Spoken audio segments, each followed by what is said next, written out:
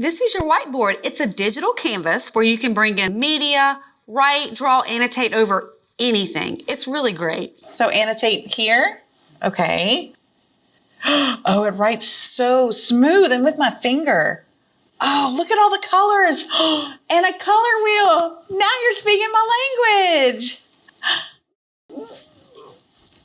That's great, but we also have options here to be able to add images. We can search the web for things. And here's what I love. I can go into my Drive and open a PDF directly to my whiteboard. Okay, so like if I have a graphic organizer in my Drive and I need to use it, then I can... Yep.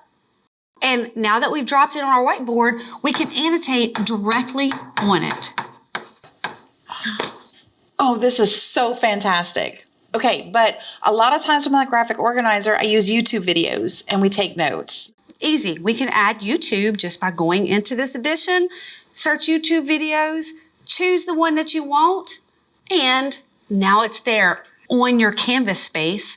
And now we can watch a video and take notes at the same time. So obviously, I'm going to write that he's cute. This is amazing. I'm going to feel like a tech ninja. Bonus though, that's not it. You also can come in here and save it locally or to your Drive so you can push right out to students.